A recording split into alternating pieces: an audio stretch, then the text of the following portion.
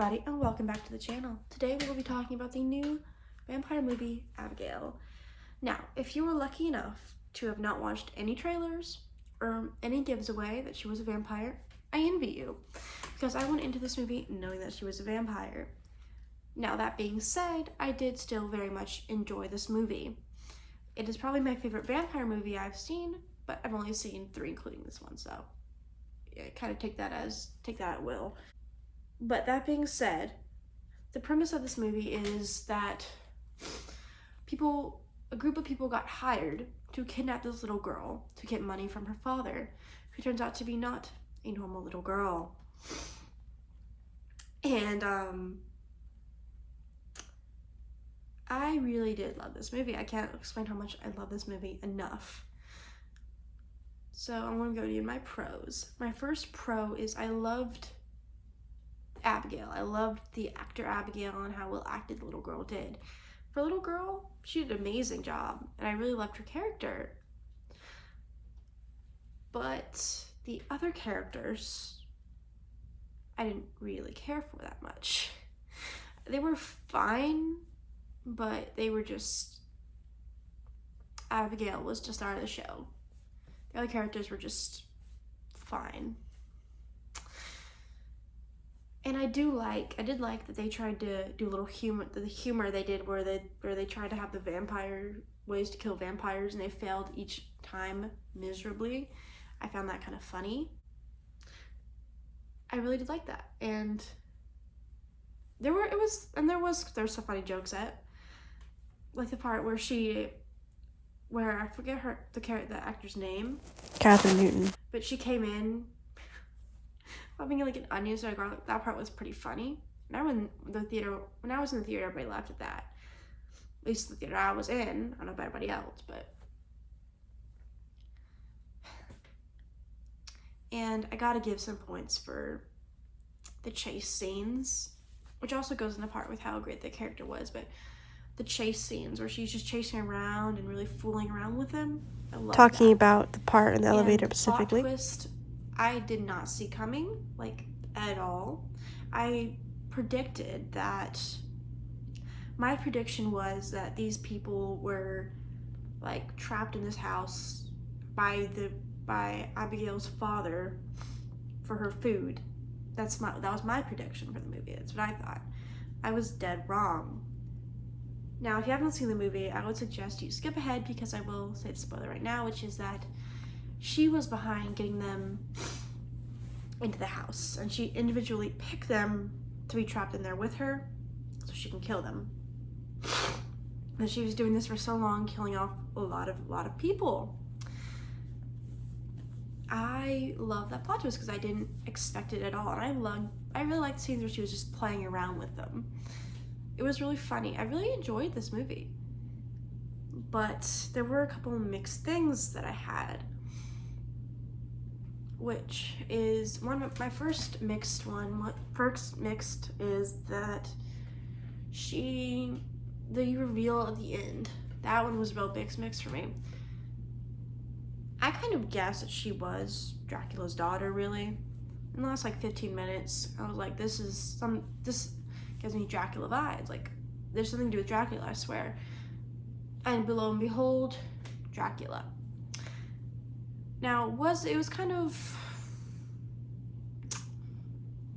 it was mixed for me. It wasn't terrible, but it wasn't like really like an oh my god kind of thing. I wish that in a twisted way, that to keep his promise to Abigail, he kind of turned the girl that protected her as a twisted way to keep her promise, and I feel like that would have been a better ending, but we got. Another mixed also with that is her father not really caring for her or being there for her was really mixed for me. Like, I get it, it just wasn't like mixed for me. It was an okay thing for me, but it wasn't like really like that deep for me. It just wasn't that deep for me. My last kind of mixed little thing is the storyline with Jolene abandoning her kid. People that were that were gonna kidnap her son. It was like a side plot twist more like, because it could have gone without it, but it added a little bit, I will say, like, you know, as a reason to kind of root for her, but it just wasn't like explored that much or talked about like that much. It's like, I don't know, it was pretty mixed for me. That's all my negatives. I have no negatives for this movie.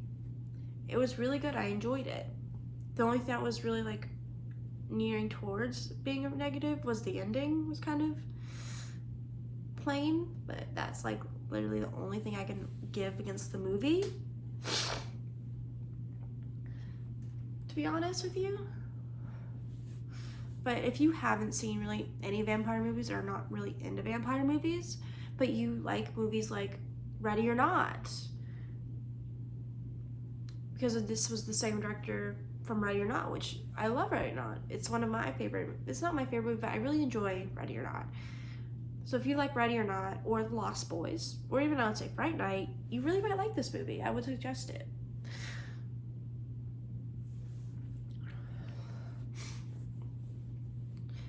Speaking of vampire movies, I do plan on watching a couple more. Like, I do plan on watching The Lost Boys soon, which I heard was pretty similar to this. And even the director himself, like, I saw a clip of him online where he was talking about the inspirations for this movie, and he said it was mostly Lost Boys, some Fright Night. So, if you enjoy those movies, or that's one of your favorites, then I would really highly suggest that you check this one out. Now, I do want to talk a little bit about the trailer here, which is, did it give too much away? Did it spoil the movie or anything? And I will say this. I wish I went into the theater blind, not knowing she was a vampire. I really wish I had that experience. However, I feel that even though they showed an unnecessarily showed that she was a vampire, I still enjoyed this movie. I did. I still enjoyed it. I just wish I didn't go in knowing she was a vampire. I wish it was maybe hinted at a little bit, but I really did enjoy this movie overall. I know I've seen some people saying like it totally ruined the movie or totally ruined a big plot point in the movie, but I will say I was more surprised by the plot twist of her trapping them and Dracula being her father than anything else. But I do also want to point out the dancing was also pretty cool. Or the scene where they had where she was controlling Catherine Newton's character, where she had her dancing, trying to kill them. I will say that honestly, I really like that scene when it was side by side. I was really impressed by it. That was probably one of my favorite scenes out of this entire movie, honestly. Now, this is my review of Abigail. Overall, I'd probably give it a 10 out of 10. I really, really love this movie. And I really would suggest that if you enjoy Fright Night, like I said, or you like vampire movies, I would highly suggest this one. Anyways, I hope you guys like this video. If you do, give it a thumbs up, subscribe, maybe turn on some notifications, and I'll see you guys next time.